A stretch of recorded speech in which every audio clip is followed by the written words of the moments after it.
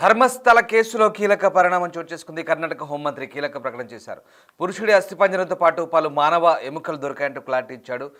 6 ప్లేస్లో పురుషుడి అస్థిపంజరం దొరికిందన్నారు. మరో కొత్త ప్రదేశంలో కొన్ని ఎముకలు దొరికాయన్నారు. ఇక తవ్వకాలకైతే ప్రస్తుతం బ్రేక్ పడట్లేదు. జీపీఆర్ టెక్నాలజీని ఉపయోగించి తవ్వకాలు జరిగే అవకాశం ఉంది. సిట్ దర్యాప్తు జరుగుతున్న తీరుపై విమర్శలు కూడా వస్తున్నాయి. మరోవైపు జీపీఆర్ వాడకపోవడం పైన అనుమానాలు వ్యక్తమవుతున్నాయి. దేశవ్యాప్తంగా ఈ ఘటన సంచలనంగా మారింది. దీంతో జీపీఆర్ను ఉపయోగించాలని నిర్ణయించారు. ఇప్పటికే 6వ స్పాటు అలాగే 11వ స్పాట్లో మాత్రమే కొన్ని ఎముకలు దొరికాయి. ఇక విజిల్ బ్లోయర్ భీమన్నకు ఓవైపు మద్దతు పెరుగుతుంది, మరోవైపు నిజాలు నిగ్గు తేల్చాలంటూ ప్రజలు డిమాండ్ చేస్తున్నారు. నిన్న ధర్మస్థల్లో పోలీసులు లాఠీ చార్జ్ చేశారు. ఈ లాఠీ చార్జ్ జరిగిన నేపథ్యంలో ఒక్కసారి ఆ ఘటనకు సంబంధించి రాజకీయ రంగు పులుముకుంది. ధర్మస్థల్లో మీడియాపై జరిగిన దాడిని ముఖ్యమంత్రి సిద్ధరామయ్య కూడా ఖండించారు. ఈ ఘటనపై దర్యాప్తుకు ఆదేశించారు. నిందితులపై చర్యలు తీసుకోవాలంటూ ఆయన ఆదేశించిన పరిస్థితి కనబడుతుంది. మరోవైపు హోంమంత్రి జి పరమేశ్వర కర్ణాటకలోని సదాశివనగర్లో స్పందించారు. ఈ ఘటనపై తొలిసారి అధికారికంగా రాష్ట్ర ప్రభుత్వం స్పందించినట్లయింది. ఈ ఘటన నేపథ్యంలో ఒకసారిగా ధర్మస్థల్లో జరుగుతున్న అంశాలకు సంబంధించి మీడియా అడిగిన ప్రశ్నలకు పరమేశ్వర మాట్లాడారు.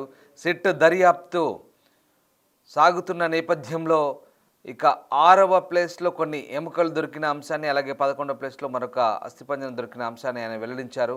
అంతవరకు మాత్రమే ప్రస్తుతం సమాచారాన్ని బయటకు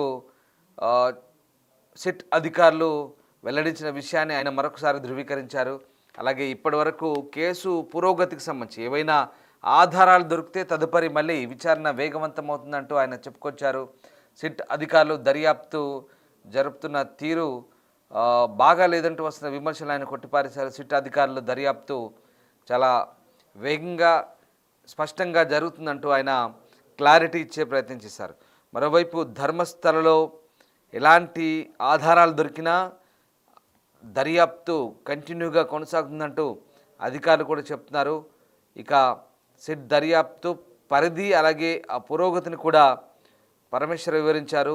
మాజీ పారిశుద్ధ్య కార్మికులుగా చెప్పుకునే వ్యక్తి 95 నుంచి 2014 మధ్యకాలంలో చాలా మృతదేహాలను అలాగే లైంగిక వేధింపుల ఆనవాళ్ళు ఉన్నాయంటూ చెప్తున్న ఆరోపణలను వాటన్నింటినీ కూడా ఖండన చేశారని ఆరోపించిన తర్వాత న్యాయపరమైన ఆదేశాల మేరకు, మెజిస్ట్రేరియల్ ఆదేశాల మేరకు తాము దర్యాప్తు బృందాన్ని ఏర్పాటు చేశామంటూ ఆయన చెప్తున్నాడు. ఇక ఆయన వాదనలకు చట్టపరమైన దర్యాప్తు నేపథ్యంలోనే ఇది ఏర్పాటు చేసినట్టుగా చెప్తున్నారు. ఇక అతని ఇన్పుట్ల ఆధారంగా సిట్ దాదాపు 13 ప్రదేశాలను గుర్తించిందని, ఆ ప్రదేశాల్లో తవ్వకాలు చేసినట్టుగా హోంమంత్రి పరమేశ్వర వెల్లడించారు. అయితే ఇప్పటి వరకు 6వ ప్రదేశంలో ఒక పురుషుడి అస్థిపంజర అవశేషాలు కనుగొనబడ్డాయి. అలాగే ఇక 11వ ప్రాంతంలో కొన్ని ఎముకలు దొరికినట్టుగా చెప్తున్నారు. సో ఈ కేసు చుట్టూ ఉన్న రెచ్చగొట్టే వ్యాఖ్యలు, తప్పుడు సమాచారం గురించి ఆయన స్పందించారు. ఇలాంటి వ్యాఖ్యలు చేసే ముందు ముఖ్యంగా సిట్ దర్యాప్తు గురించి తమ పని తాము సిట్ చేసుకొని పోతుందని, వివాదాస్పద ధర్మస్థల సామూహిక అంత్యక్రియల కేసుకు సంబంధించి ఖచ్చితమైనటువంటి నిర్దిష్టమైన ఆధారాలు దొరికితే ఎక్కడ వాటిని ఉపేక్షించకుండా దర్యాప్తు సాగుతుందంటూ ఆయన చెప్పే ప్రయత్నం చేశారు. మరోవైపు మీడియాపై గ్యాగ్ను కొట్టివేస్తూ కర్ణాటక హైకోర్టు ఉత్తర్వులను సవాల్ చేస్తూ దాఖలైన పిటిషన్ను ఇవాళ సుప్రీంకోర్టు విచారించబోతుంది. ధర్మస్థలలో ఈ గ్యాగ్ ఆర్డర్స్ను ఎత్తివేయాలంటూ మళ్ళీ వీరేంద్ర హెగ్డే సోదరుడు హర్షేంద్ర కుమార్ మళ్ళీ సుప్రీంకోర్టులో ప్రత్యేక పిటిషన్ దాఖలు చేశారు. ధర్మస్థల పోలీస్ స్టేషన్లో పారిశుద్ధ్య కార్మికుడు దాఖలు చేసిన ఫిర్యాదు ఆధారంగా ఎఫ్ఐఆర్లో తమపై ఎలాంటి ఆరోపణలు లేనప్పటికీ ఆన్లైన్లో సోషల్ మీడియాలో తమ కుటుంబం అలాగే ఆలయం సంస్థలపై తప్పుడు ప్రచారం, పరువు నష్టం కలిగించే ప్రకటనలు చేస్తున్నారని, దీన్ని ఆపడానికి ఉత్తర్వులు జారీ చేయాలంటూ హర్షేంద్ర కుమార్ ఈ దావాలో సుప్రీంకోర్టును మళ్ళీ విజ్ఞప్తి చేశారు.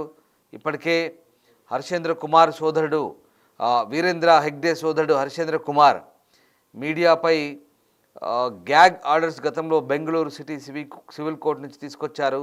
సుమారు 8,000 యూట్యూబ్ ఛానళ్ళు లింకులు 8,000 లింకులను పరువు నష్టం కింద వాటిని తొలగించడం జరిగింది కూడా ఆల్రెడీ.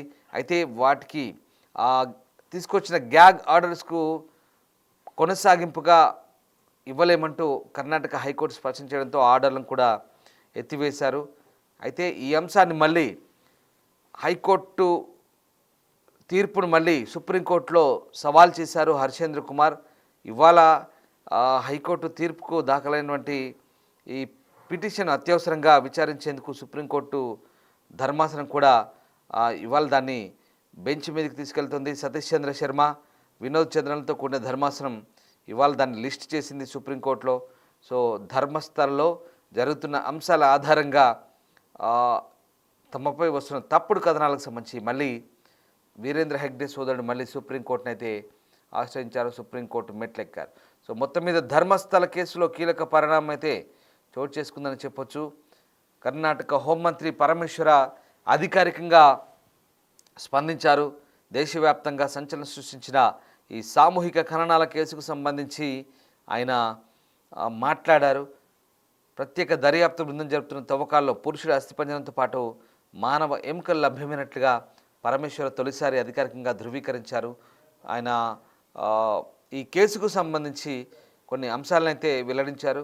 గుర్తు తెలియని వ్యక్తి తాను 13 ప్రాంతాల్లో మృతదేహాలను పాతిపెట్టినట్టు చేసిన ఫిర్యాదు ఆధారంగా తాము మెజిస్టేరియల్ దర్యాప్తుకు ఆదేశించామని చెప్పారు. ఇక ఈ లభ్యమైన అన్ని అవశేషాలను ఫోరెన్సిక్ సైన్స్ ల్యాబొరేటరీకి ఎఫ్ఎస్ఎల్కు పంపామంటూ ఆయన స్పష్టం చేశారు. ఇంకా అవసరమైతే దర్యాప్తును వేగం పెంచుతామని మరికొద్ది రోజుల పాటు దర్యాప్తు సాగుతుందంటూ ఆయన చెప్పుకొస్తున్నాడు.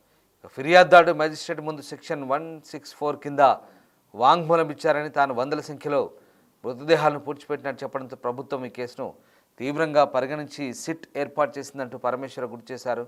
దర్యాప్తులో ప్రభుత్వం ఎలాంటి జోక్యం చేసుకోదని, శాస్త్రీయంగా సాంకేతిక పరిజ్ఞానంతో నిజాలు నిగ్గు తేల్చాలని సిట్కు పూర్తి స్వేచ్ఛనిచ్చినట్టుగా ఆయన వెల్లడించారు.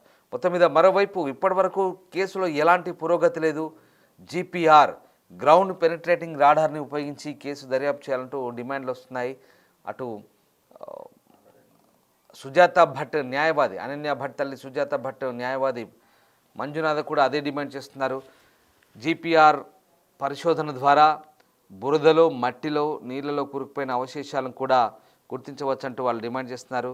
చాలామంది మానవ హక్కుల సంబంధించినటువంటి న్యాయవాదులు అలాగే స్థానికులు కూడా ఇదే డిమాండ్ చేస్తున్నట్టు తెలుస్తుంది. దీంతో జీపీఆర్ను ఉపయోగించి ఇకపై మళ్ళీ రీఇన్వెస్టిగేషన్ చేయబోతున్నారా, లేదా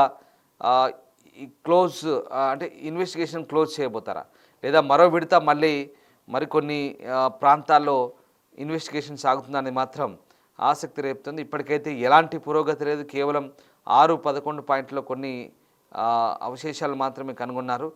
ఇంకా ఒకవేళ వ్యక్తి చెప్తున్న విజిల్ బ్లోయర్ చెప్తున్న అంశాల ఆధారంగా మరిన్ని ప్రదేశాల్లో ఖచ్చితంగా తవ్వకాలు జరపబోతారని ప్రస్తుతానికైతే ఆసక్తి రేగుతుంది. సో ఏం జరగబోతుంది, ఖచ్చితంగా తవ్వకాలు జరుపుతారా మరికొద్ది రోజుల పాటు, లేదా తవ్వకాలు నిలిపివేస్తారా, ఏం జరగబోతుంది మాత్రం ఆసక్తి రేపుతోంది.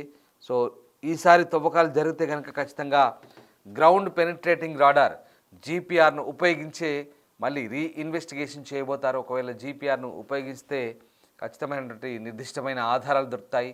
ఇంకెందుకంటే సాంకేతిక పరిజ్ఞానంతో ఎలక్ట్రో మ్యాగ్నిట్యూడ్తో సంకేతాలను సేకరించి ఆ జీపీఆర్ ద్వారా ఖచ్చితమైన ఆధారాలు దొరుకుతాయని ప్రభుత్వం అనుకుంటుంది. కాస్త ఖర్చుతో కూడుకున్న పని అయినప్పటికీ కూడా జీపీఆర్ను ఉపయోగించి ఈసారి చాలా క్లియర్గా మళ్ళీ ఆ దర్యాప్తును చేస్తారు. ఆనవాళ్ళను కనుగొనేందుకు, ఆధారాలను సేకరించేందుకు జీపీఆర్ను వాడే ఛాన్స్ ఉన్నట్టుగా చెప్తున్నారు. ఏదేమైనా ధర్మస్థల కేసుకు సంబంధించి పెద్ద పురోగతి అయితే ఏం లేదు. అయితే అటు మీడియాపై జరిగిన దాడిపై ముఖ్యమంత్రి కూడా స్పందించారు. మరోవైపు ఇప్పటి వరకు జరుగుతున్న దర్యాప్తు గురించి హోంమంత్రి పరమేశ్వర్ కూడా అధికారికంగా స్పందించినట్లయింది. సో మొత్తం మీద దర్యాప్తు జరుగుతుందా లేదా, ఏం జరగబోతుందని మాత్రం మళ్ళీ ఫర్దర్గా ఇది కంటిన్యూ అవుతుందా లేదా ఇక్కడితో ఆపుతారా, ఏం జరగబోతుందని మాత్రం సిట్ అధికారుల త్వరలోనే వెల్లడించే ఛాన్స్ కనిపిస్తోంది.